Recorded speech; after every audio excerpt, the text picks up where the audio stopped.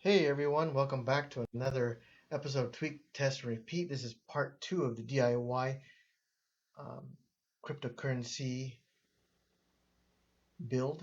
So we're going to get right into it. So there's a lot of details here, and I might be going in and out of my phone. So I'm going to use my phone as a camera again, like we did in one of the previous episodes.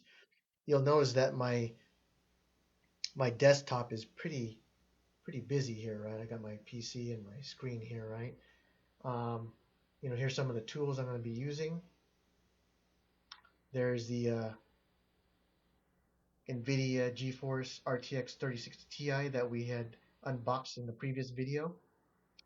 Here is the medium build that I'll be using, right? This is what's called an ITX form factor. It's a smaller one, right? Very small if you compare it to a medium or to a, this is a medium ATX tower here. That's obviously going to be a lot beefier. So we're gonna go ahead and unscrew and take everything apart. Now, if you're the kind like me, you're gonna want to make sure that you have the tool list type um, builds, right? So this build here that I purchased, I bought this from Amazon, um, and it's real good. It's basically toolless, right? You can probably turn that if you have a strong grip. I'm gonna go ahead and take these out of here, and let's see what's going on. Bear with me if you get dizzy from all the movement. I'm too lazy to get my phone stand out here. So I'm gonna go ahead and pull these out, and all these wonderful screws are gonna come out.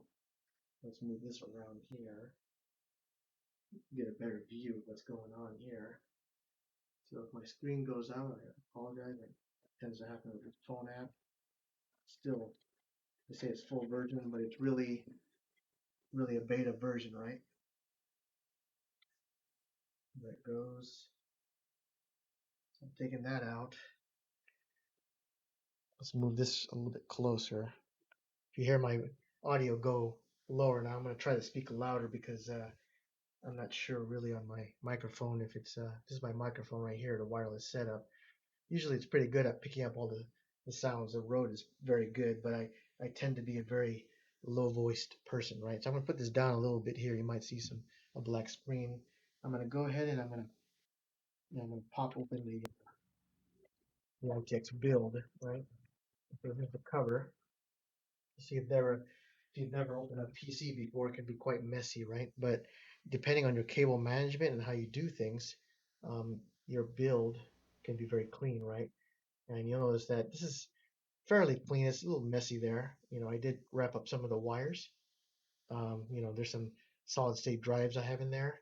There's the ITX board, and one of the advantages of having this type of build, it's very compact, right? If you turn this thing vertically, it's almost like basically what an Xbox would look like, right? So there's some advantages of that because maybe you have space constraints. You don't want to put something like that next to your 4K TV, right? Or whatever 8K, or maybe you have uh, you know, 45, 65, whatever inch TV. This is probably going to be more practical, right? Because you can use it for gaming and for mining. So remember we talked about the GPU. We're basically going to plug it in like Legos, right? Here's the GPU, and we're gonna plug it over there in that PCIe slot, right? Um, let's see if I can manipulate this camera there. We're probably not gonna get a really good angle in there. It's probably gonna be very shaky and bad, but we'll do my best. So there it is right there. Um, so basically, let's turn that back on. Basically, you're going to have a slot like this. This is a PCIe slot. It's going to have a little tab clicker here. Um, Normally on the sides here, if you look on the side of the ITX case, usually you're going to have little panels that you might have to take off. You notice that I had already taken it out previously, so I'm going to have to go locate those, um, before I fully complete everything out. So basically, when you're upgrading your machine with the new card, um, and this is basically horizontally mounted. Um, on an ITX, you're gonna want to make sure the card actually fits right. So I had already looked at the measurement online, and then I measured my case. The specs match up. It's gonna fit right. But obviously, you got some cards that might even hit even past here. So you might have to get a bigger case or adapt it so it fits right. I've seen somewhere they're mounted vertically or whatever. Or it's a different kind of horizontal mounting. But for this build here, basically, it's going to go in here horizontally. It's going to snap in place. I don't know if I can really do this in here. I don't really have a good sight of it, but you can see it going in there. Really tight clearances. You notice that if you had actually a longer card, it might be harder to actually get in there. So that's one of the things that DIY is, there's going to be a standard spec for everything, where everything fits. But you notice that that does fit in there pretty good. If I snap it in place, you'll hear something click, and that's what it did. If you look down there, there's a clip or a tab down here that will basically pop up open. You're going to want to make sure that this is actually pushed all the way in, because when you try to turn it on, you might get pretty bad luck getting that in, to turn on. You don't want to start a brand new thing, right? Now we talked about the power connector, right? That's this here. So we need to get this onto what's called the PSU. So on this build here, this comes with a 550 watt. They call it SFX, right? Small form factor um, um, power supply, right? That's going to be smaller than what's going to be in these typical ATXs. Those are usually going to have taller, bigger, more stout ones, and these are going to cost more. Now, sometimes when you buy these ITX cases, they can fit the full power supplies, and then you can get the benefit of getting it cheaper, right? But some of the benefits of having this smaller form factors, some of these advantages negated because it costs more, right? So you have to try to account for that. So we're going to go ahead and try to get that in here. I don't think I can get a really good view of this here. We can take a look here. Probably not. Yeah, probably not. But as you can see, I'm going to have to go through these jumbled wires. I'm going to connect it up. So I'll close my phone for a while. Put it down. I'll just talk about it. So I'm going to go ahead and try to find the wires in here. So it's a little jumbled up. Basically, let's see if I can extend the wires here up to my camera. You'll see that there's a lot of wires in here, right? Normally they're going to have some some of this braiding. This really helps because these wires can be very messy and ugly, right? Um, Cable management is the term we use to for a PC that's clean, right? Obviously, when you have air running through here, um, you're gonna want to allow your air to hit the surfaces that might be conducting some of the heat, right?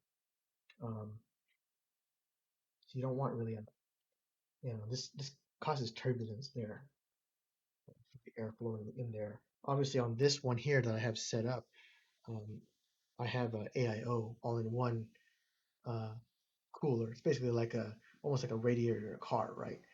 It's gonna basically have fans that are blowing on a radiator and it's pulling heat in and out.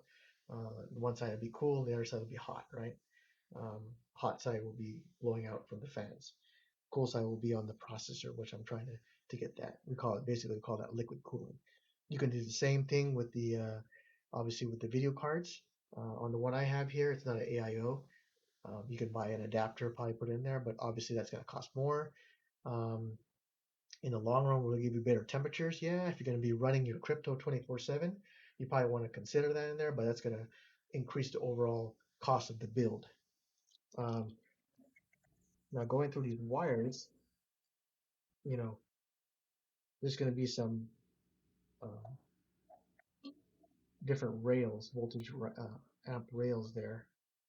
that we're going to want to adapt on there. So I think I found it here.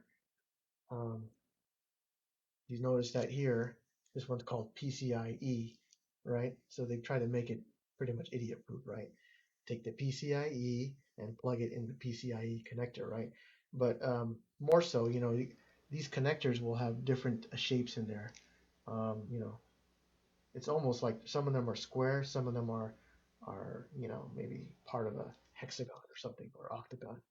But they're gonna match up and line up, right? So basically, I'm gonna take this and just plug it in. So it should just snap into place. If you don't know how, normally sometimes these come in two or they split, but you put them together. You'll need this is basically 2, 4, 6, 8 pins, right? And this connector's 8 pins. This little um, clip here is going to go on this little notch here to secure in place, right? You can see the notch there. So I'm going to go ahead and plug that in there, and that should snap. Might not actually be as easy as it seemed, but there it is, right? So basically this end is just going to go snap in place. So let's get our trusty camera here. So we have the end here. So we're going to take that, and that's going to be plugged in over here, right? So that's going to snap into place here, and we'll be good to go. I'm probably going to train these wires to try to get better cable management. But once it's plugged in there, pretty much, I'll be putting in the screws here. And this is where your HDMI, there's an HDMI cable I don't have here, but basically I'm going to plug that in the HDMI cable into my TV. Now I already have Windows loaded on here, pre-installed on these um, on this system because I used this system before as a gaming build. I'm just upgrading the GPU to have more mining performance, more gaming performance. So it'll be interesting how this turns out. I'll get into more details in the next video on basically how do we, now that we have the hardware set up, how do we configure the hardware to get the best bang for our buck. Basically, we have mining software, and we have hardware. Obviously, if you just run it, it'll be using stock settings, right? But I'm going to show you basically some quick tips on how to overclock, how to save power and try to get the most megahertz out of here. Because in the end, you want to get the best hash rate, right? Hash rate will equal um, more mining performance for you, more money, right, to your wallet. So that's it for this episode. I'm going to put everything together, and yeah, once I turn it on, we'll see what happens. See you in the next video. If you liked it, please like and subscribe. Get details in the description and also comment. And I'll see you guys later. Take it easy.